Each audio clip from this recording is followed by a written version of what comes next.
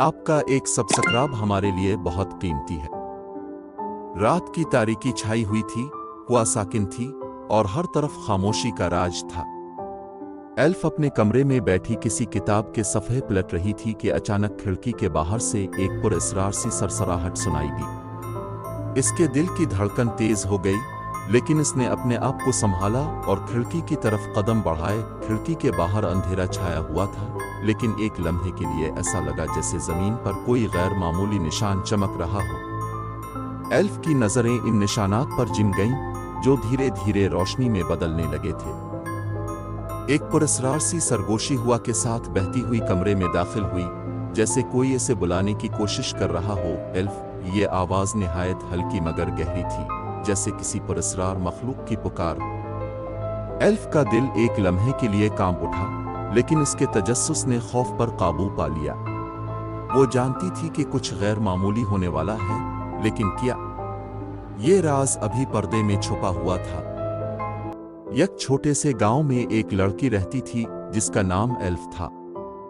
Elf के पास एक बहुत ही खास चीज थी, एक जादुई कालीन जो उसकी दादी अम्मा ने इसे दिया था। ये काले देखने में तो आम सा लगता था, लेकिन जब एल्फ इस पर बैठती तो ये उड़ने लगता। दादी अम्मा ने इसे नसीहत की थी कि कालीन की हकीकत को राज रखे और सिर्फ अच्छे कामों के लिए इस्तेमाल करे। एक दिन एल्फ को पता चला कि गांव के किनारे एक बूढ़ा शख्स बीमार है और दवाई के लिए शहर तक नहीं जा सकता। एल्फ ने फौरन कालीन निकाला और उस पर बैठकर हवा में उड़ गई। शहर पहुंचकर इसने बूढ़े की जरूरत की दवाइयां खरीदें और तेजी से वापस आकर बूढ़े को दें। बूढ़े की दुआएं इसके दिल को सुकून बख्श गईं। एक और दिन गांव में खबर फैली कि एक छोटा बच्चा जंगल में खो गया है। गांव वाले परेशान थे, लेकिन एल्फ ने अपने कालीन की मदद से जंगल के ऊपर परवाज की और बच्चे को एक गहरे दरख्त के नीचे रोते हुए पाया। उसने बच्चे को कालीन पर बिठाया और गांव वापस ले आए। सब लोग उसके शुक्रगुजार हुए, लेकिन किसी को कालीन की खासियत का पता न चला।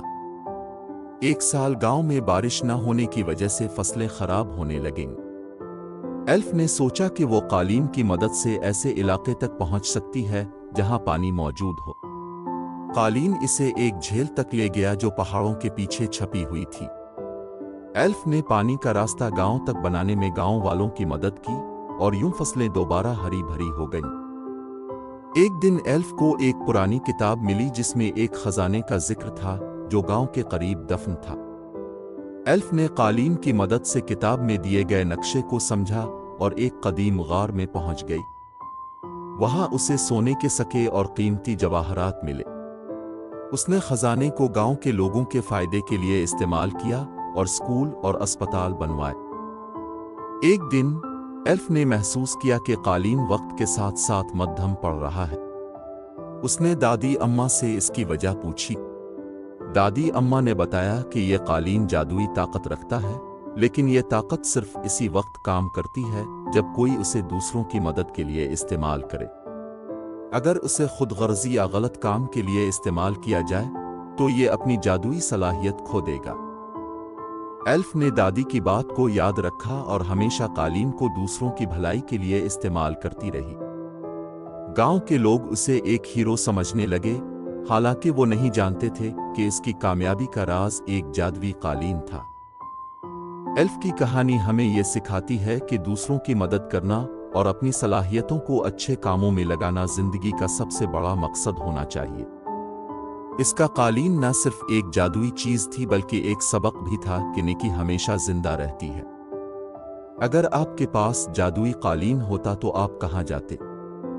आपका एक सब्सक्राइब हमारे लिए बहुत कीमती है।